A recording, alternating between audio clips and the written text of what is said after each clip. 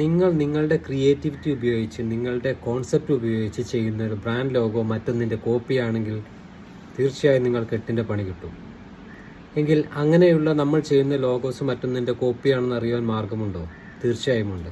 ഇന്നത്തെ വീഡിയോ ഡിസൈനേഴ്സിന് മാത്രമുള്ളതാണ്, ബാക്കിയുള്ളവർ കാണേണ്ടതില്ല. നമ്മളിപ്പോൾ ലോഗോ ചെയ്തിട്ടുണ്ട്. നമ്മൾ സേവ് ചെയ്ത് നമ്മളിത് എക്സ്പോർട്ട് ചെയ്ത് JPEG ആക്കി മാറ്റുകയാണ് ആദ്യത്തെ രീതി ആദ്യം ചെയ്യേണ്ടത്. അതിനുശേഷം നമുക്ക് branddb.vipo.int എന്ന് പറഞ്ഞിട്ടുള്ള ഒരു വെബ്സൈറ്റ് ഉണ്ട്. ഇതിലേക്ക് നമ്മുടെ ലോഗോ അപ്ലോഡ് ചെയ്ത് കഴിഞ്ഞാൽ ആ ലോഗോയുടെ കോൺസെപ്റ്റുമായിട്ട് സിമിലർ ആയിട്ടുള്ള എല്ലാ ലോഗോസും ഇന്റർനാഷണലി രജിസ്റ്റേർഡ് ആയിട്ടുള്ള എല്ലാ ലോഗോസും നമുക്കവിടെ കാണിക്കും. അങ്ങനെ നമ്മുടെ ലോഗോ മറ്റൊന്നിൻ്റെ കോപ്പി പോലെ തോന്നിക്കുകയാണെങ്കിൽ ഉടനെ നമ്മൾ ആ ലോഗോ മാറ്റേണ്ടതാണ്.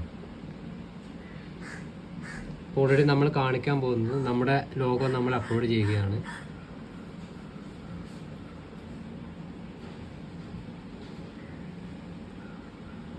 ഇവിടെ ബ്രൗസർ എന്ന ഓപ്ഷനുണ്ട്. അതിനകത്ത് പോയി നമ്മുടെ ലോഗോ സെർച്ച് ചെയ്യുകയാണ്. നമ്മൾ ചെയ്ത ലോഗോ ഇവിടെ ഉണ്ട്. Logo then open. അപ്പോൾ നമ്മുടെ ലോഗോ അപ്ലോഡ് ആയിട്ടുണ്ട്. അതിനുശേഷം നമ്മളിവിടെ സെർച്ച് ഓപ്ഷൻ കൊടുത്താൽ മതി. നമുക്കിവിടെ ബ്രാൻഡ് നെയിം വെച്ചും ബ്രാൻഡ് ലോഗോ വെച്ചും എല്ലാം സെർച്ച് ചെയ്യാവുന്നതാണ്. ശേഷം സെർച്ച് അടി കൊടുക്കുക. ഇപ്പോൾ അത് പ്രോസസ്സിങ് നടന്നുകൊണ്ടിരിക്കുകയാണ്. നമ്മുടെ ലോഗോയായിട്ട് കോൺസെപ്ച്വലി സിമിലർ ആയിട്ടുള്ള എല്ലാ രജിസ്റ്റേർഡ് ബ്രാൻഡ് ലോഗോസും ഇവിടെ താഴെ കാണിക്കും.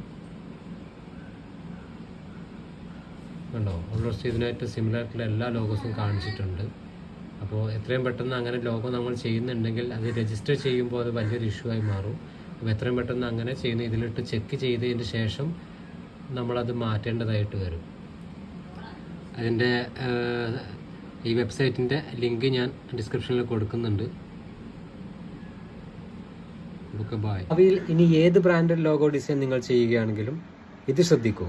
അപ്പോൾ ഇതുപോലുള്ള വീഡിയോസിനും മറ്റുമായി ഈ ചാനൽ സബ്സ്ക്രൈബ് ചെയ്യാൻ മറക്കരുത്. Bye bye.